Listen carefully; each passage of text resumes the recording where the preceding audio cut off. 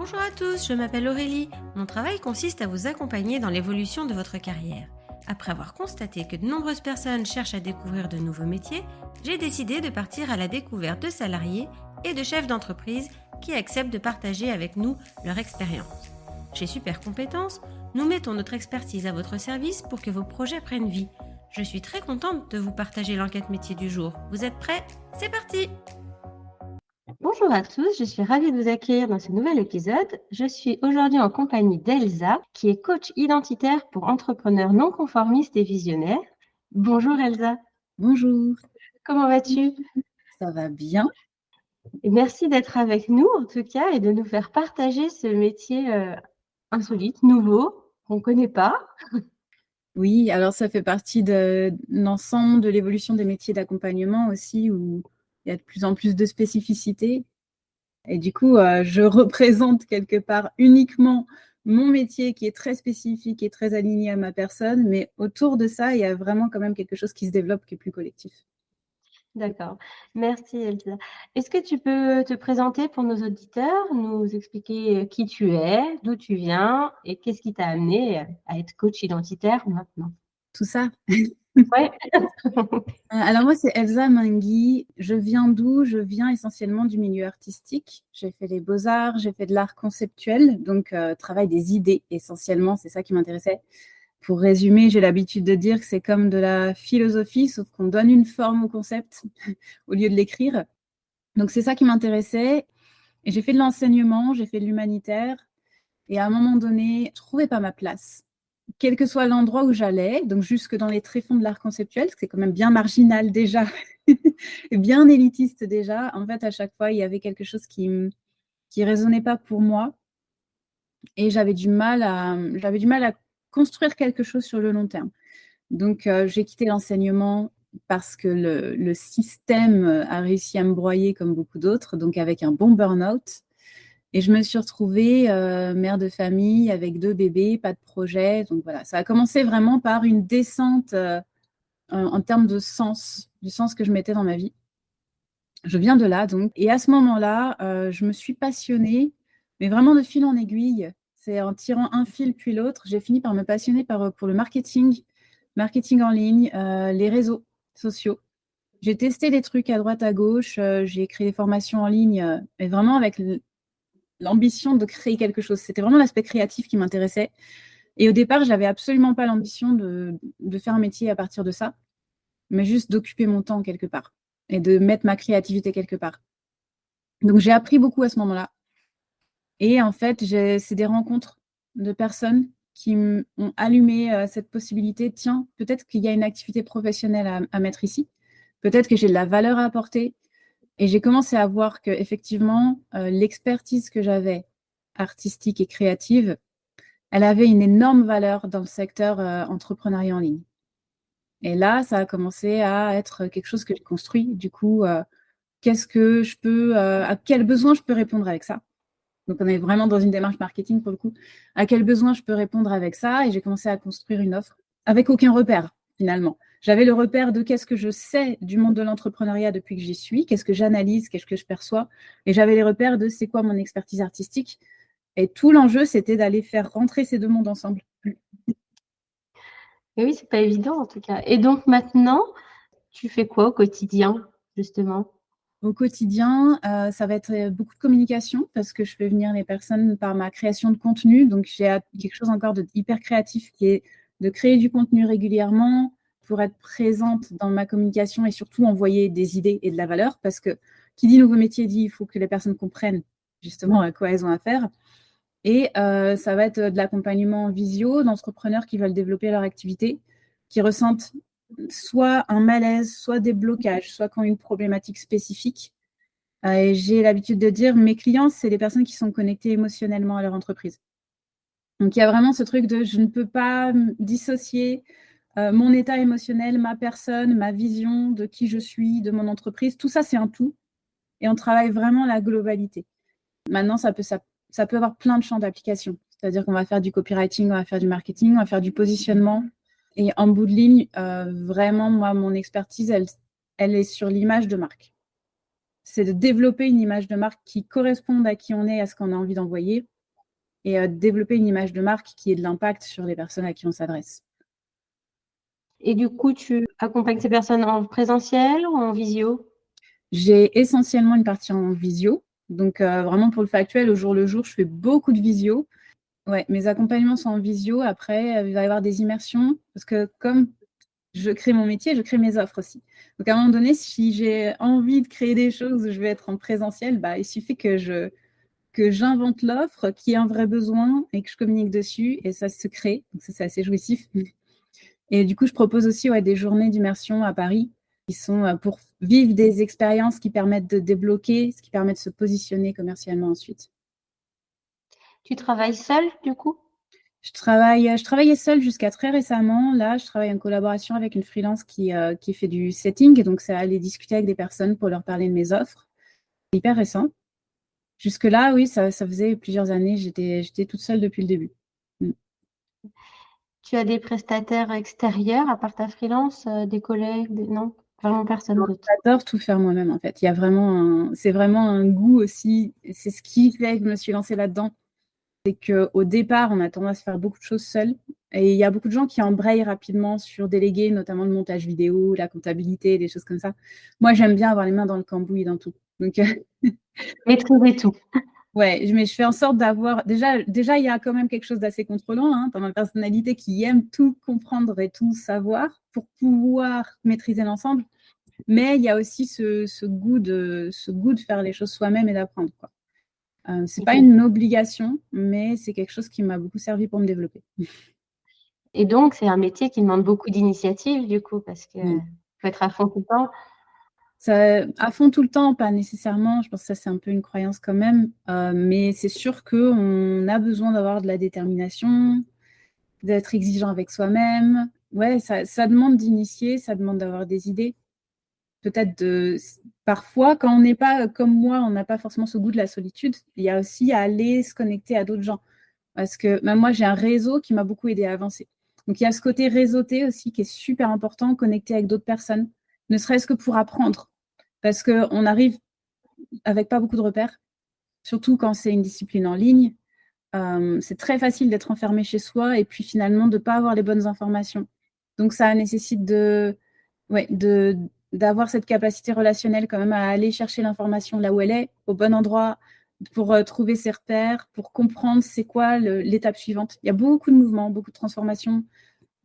Ouais. Mais c'est vrai que si on n'a pas cette motivation et cet enthousiasme soi, c'est compliqué d'avancer. Il n'y a personne pour nous dire quoi faire. C'est sûr. Comment tu définis ton emploi du temps?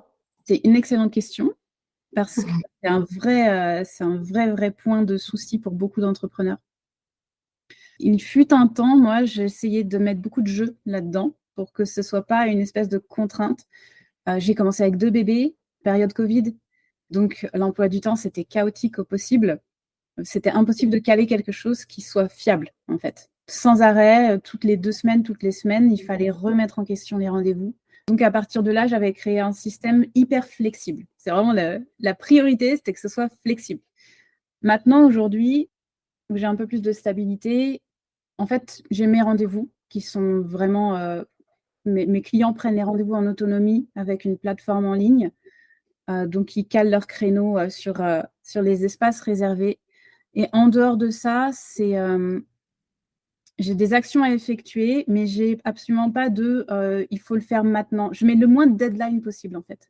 Parce que la gestion de l'emploi du temps, finalement, la priorité, ça va surtout être de ne pas avoir une pression qui vient nous bouffer. On est tout seul, il y a beaucoup de choses à porter, il y a beaucoup de choses à faire. On a toute la responsabilité de l'entreprise, la responsabilité du budget, la responsabilité des clients. Si on commence à se mettre la pression sur le temps, c'est l'enfer. Pour moi, c'est vraiment être dans le minimalisme. J'ai des cases à cocher, en fait, pour dire concrètement, j'ai un petit tableau avec mes actions minimum et des cases à cocher. Et j'ai une petite to-do list, c'est un petit bout de papier avec des cases à cocher pareil, mais je mets vraiment le minimum dessus. Tout le reste, ça va être, OK, maintenant j'ai du temps, qu'est-ce que j'ai envie de développer pour créer des choses, quoi. D'accord. Et tu remets jamais à plus tard, du coup, ce que tu as à faire? Si. Mais c'est-à-dire qu'il y a aussi ce truc de gérer la créativité. Il y a tellement d'idées vu que c'est la raison pour laquelle je me suis lancée, il y a énormément d'idées et d'envie de faire des choses. Et oui, c'est pour ça que je dis que je mets le minimum, tu vois, sur mes supports vraiment planning, je mets le minimum parce que sinon, c'est de la procrastination permanente parce qu'il y a trop et on ne peut pas gérer le trop. Par contre, après, j'ai tout un système de notes. On fait des systèmes en fait pour s'en sortir. C'est qu'on est une entreprise à soi tout seul, donc on crée des pôles stratégiques dans tous les sens. Donc, j'ai un système de notes qui me permet de noter toutes mes idées. Et c'est pas tant remettre à plus tard que stocker en fait. Et quand j'ai du temps, je viens piocher une idée pour aller la mettre vraiment en place et en faire quelque chose de rentable, parce que c'est aussi de ça qu'on parle, et créer une offre avec ça, concrètement. En fait, toute ma créativité, elle vient se canaliser pour créer des offres commerciales. D'accord, c'est chouette. Et tu travailles le week-end, le soir, comment tu fais? Tu t'arrêtes un petit peu? Bon, j'ai les enfants, donc ça me donne un certain rythme, on va dire. C'est-à-dire que je les récupère le soir, je ne suis pas du tout en train de travailler pendant qu'ils sont là. Le week-end, c'est pareil, en général, je vais voir les enfants. Mais je ne vais pas mentir, dès que j'ai du temps sans eux, je travaille. En fait, c'est vraiment tout le temps, tout le temps. Mais c'est viscéral, c'est une passion. C'est-à-dire que je peux essayer de faire autre chose, c'est juste que ça me plaira moins que de passer du temps à travailler. Donc, c'est un choix. C'est ce que tu fais, quoi. Ça donne du sens à pourquoi je suis là, j'impacte des gens, je suis utile, mes clients me le disent. Il y a vraiment ce côté sens qui vient derrière, qui fait que c'est extrêmement nourrissant. Ça donne de la vitalité. Tu vois, quand j'ai un client, en général, j'ai plus d'énergie après l'avoir vu qu'avant. Alors qu'on a passé 2 heures à réfléchir en étant concentré sur ces trucs. Donc, oui, je travaille tout le temps. C'est un choix. D'accord. Le week-end aussi pour les clients ou c'est plus J'ai arrêté de prendre mes clients le week-end, mais juste parce que vraiment, j'aime pas mélanger l'espace familial.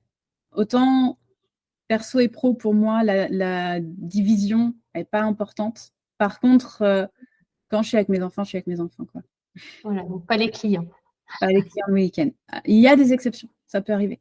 Il y en a qui, parfois, quand il y a quelque chose qui a besoin d'avancer vite ou qu'il y a quelqu'un qui est dans une phase de déprime qui lui pose un réel problème dans son activité, voilà, il peut y avoir des besoins, mais c'est ponctuel. Quelles sont les compétences nécessaires pour ton travail? Créativité, ça c'est clair. C'est aussi quelque chose qui manque beaucoup dans l'entrepreneuriat et que j'essaie d'apporter. C'est ouvrir plus de créativité, adaptabilité énormément, flexibilité. Il faut être capable de se remettre en question, beaucoup. Sinon, on fait beaucoup d'erreurs. Quand on est trop fier, on fait beaucoup d'erreurs. Il y a un gros besoin de confiance en soi aussi, paradoxalement. Donc, en fait, on a besoin d'être très sûr de ce qu'on décide de mener et en même temps de le remettre sans arrêt en question. Ne pas avoir peur des paradoxes. Oui, et puis la compétence, on va dire, qui est primordiale, si on revient vraiment sur le terre-à-terre, c'est la communication. Il y a vraiment besoin de savoir communiquer avec les autres, d'être clair sur la manière dont on communique, avoir des stratégies, anticiper. Oui, Il y a besoin d'énormément de compétences. c'est ça. Savoir dire les choses aux personnes, parce que c'est pas évident. Des fois, elles n'arrivent pas à entendre ce qu'on leur dit. Et puis dissocier aussi, parce qu'il y a différents espaces. On ne va pas parler de la même manière dans des espaces de communication que dans des espaces d'accompagnement. Et il y a vraiment cette capacité, comme je disais, adaptabilité, c'est ça aussi, c'est savoir où je me trouve, en face de qui, pour quel objectif, et adapter ma posture en fonction.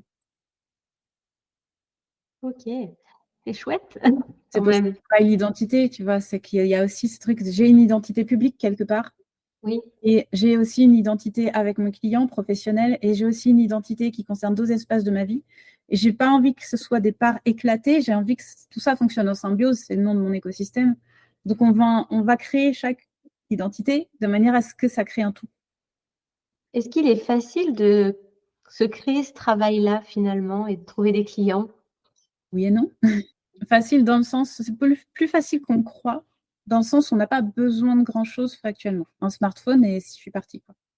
Donc, il n'y a vraiment pas besoin d'aller chercher 1000 outils. C'est à la portée de chaque personne qui désire le faire. En revanche, le travail sur soi, l'investissement personnel, le nombre de compétences diversifiées qu'il faut acquérir, la subtilité des compétences, parce que c'est ça aussi. C'est vraiment, on doit apprendre dans le subtil et pas dans le grossier, quoi. Est-ce que c'est difficile? Ça peut prendre du temps, ça demande de l'exigence. Il faut en avoir envie. C'est vraiment pas pour se mettre les pieds sous la table qu'on commence à entreprendre. Comment on évolue une fois qu'on a commencé à se lancer? Comment c'est possible d'évoluer? Étant donné qu'on crée tout à partir de soi, il y a un peu toutes les possibilités d'évolution. C'est ça qui est assez incroyable. Du moment qu'on sait communiquer dessus et se positionner. Moi, personnellement, la vision que j'ai de mon évolution, c'est m'adresser à des clients qui sont d'autres secteurs, qui sont plus avancés peut-être. Là, c'est déjà en transition. Je m'adresse à des personnes qui ont plus de maturité, qui ont des plus grosses activités. Donc ça, c'est une façon d'évoluer parce que forcément, on va proposer des offres qui sont plus conséquentes. Si je m'adresse à des entreprises, il va y avoir d'autres moyens qui peuvent être mis en jeu pour les accompagner. Une autre manière d'évoluer, c'est d'accompagner plus de monde. Je ne suis pas sur cet axe pour l'instant, mais peut-être à un moment donné. Et du coup, de créer des offres qui peuvent accueillir des groupes. Après, ça peut être d'avoir une équipe d'accompagnement. Il y a des personnes qui travaillent avec des équipes justement et qui ne sont pas seules à accompagner les clients. Donc, ils ont forcément plus de monde à accueillir. Ça commence à créer une structure.